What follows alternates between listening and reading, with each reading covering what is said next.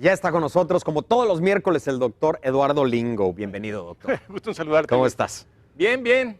Ahora con el tema de la meningitis, fíjate que Meningitis. en estos últimos meses la gente ha estado hablándome para preguntar un poco sobre, dice, la vacuna de la meningitis. Y bueno, es que en realidad tradicionalmente el Haemophilus influenza, que está incluido en el esquema de vacunación, y el neumococo, que luego se incluyó y ahora está muy fuerte, esas eran las bacterias que por predilección afectaban a la población pediátrica. O que sea, más preocupan, sí, digamos.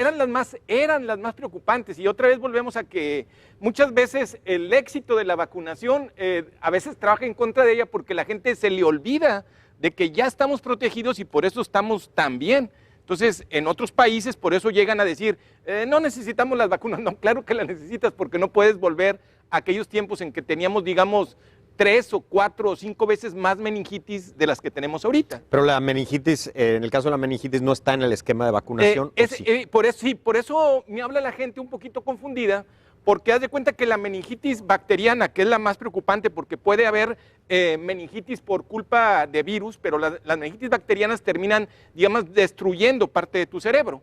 Entonces, cuando se empezó el Haemophilus influenza, que afectaba a los niños pequeños, menores de 4 años, y luego el neumococo, que afecta a toda la población en general, disminuyó mucho la meningitis por esos dos bacterias, que son Haemophilus influenza y meningitis. Y entonces queda uno, que ahora es el más frecuente, que se llama el meningococo, y por eso la gente piensa que esa vacuna del meningococo es la única que te protege contra la meningitis. Pero en realidad, digamos que nuestros niños, con su esquema nacional de vacunación, ya están protegidos contra los dos tipos que antes eran los más importantes para la meningitis, el Haemophilus y el neumococo, pero queda el meningococo. ¿Qué es la meningitis, doctor? Ok, las meninges son unas cubiertas, unas membranas que rodean el cerebro, ahí lo tenemos en la imagen. Sí. Está el cerebro, que son esas volutas anaranjadas que vemos, sí, y luego están rodeadas de un líquido.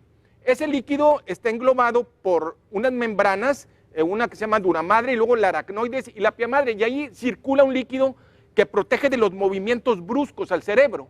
Recibe un impacto y ese líquido amortigua un poco el golpe. Y al mismo tiempo ese líquido nutre al cerebro y también a la médula espinal, a la médula que va por la columna vertebral. Entonces, cuando una bacteria llega a penetrar ahí, produce esta infección que puede dañar el cerebro. Correcto. Es una infección y se habla de una inflamación, ¿no? Sí, exactamente. El meningitis, exacto. Meningo son las meninges y el término itis, que está ahí, significa inflamación. Inflamación de las meninges. Puede haber muchas causas, químicas, traumáticas o por hongos, pero lo principal son las bacterias y aquí tenemos, por decir, ya el cerebro, cómo se ve cuando le despegan esas membranas y probablemente del lado tenemos un cerebro que no tiene problema o a lo mejor esas petequias que vemos, esas manchas rojas ya son datos de inflamación. Y del lado derecho, en donde también se ven algunas colecciones que están provocando la inflamación del cerebro. O sea, esas meninges protegen de que nada entre al cerebro.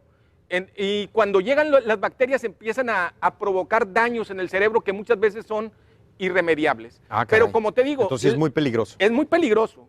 Entonces, la mayoría de los niños están protegidos contra los que antes eran los dos principales, pero esos dos principales ahorita están controlados, o sea, no les da meningitis porque están controlados, pero todavía en el país probablemente se presentan alrededor de 100 casos al año por esta bacteria que estamos viendo ahora ahí, que se llama meningococo, penetra en la garganta, estamos viendo cómo penetra en la garganta y luego se va por el torrente circulatorio hasta el centro del cerebro, en donde se distribuye a las meninges. Y entonces este meningococo es una enfermedad muy terrible. Me decía un amigo, compañero, el doctor Chacón, de Tijuana, que es uno de los que más conocen del tema, que es una enfermedad, digamos, muy canija. O sea, inmediatamente te puede llevar a la muerte en 6 horas. O sea, de repente te sientes que te está dando la gripe y para las 6 horas ya estás tumbado. Tanto para niños como adultos. Para niños y adultos, aunque principalmente les pega a niños menores de 4 años y la población más afectada son, fíjate que los adolescentes, vamos a decir, entre los 14 y los 20 años. Y además de la vacunación, ¿hay manera de prevenir o de algunos hábitos que puedan evitar esto?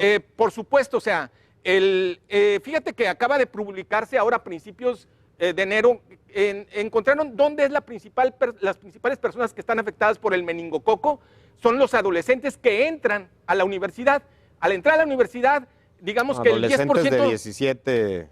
del 16-17 años. Y precisamente les pega esta enfermedad a los que van ingresando apenas a la universidad. ¿Por qué? Es que viven le dicen close contact, en contacto cercano. O sea, conviven mucho, Sí, a hay veces en besos, dormitorios, hay cepillos, exactamente, los dormitorios. Entonces encontraron que en la generalidad de los adolescentes era 10% de ellos llevan esta bacteria aquí y no los enferma. Pero en los que viven en cuarteles militares o campus universitarios, 40 o hasta 60% de ellos traen la bacteria.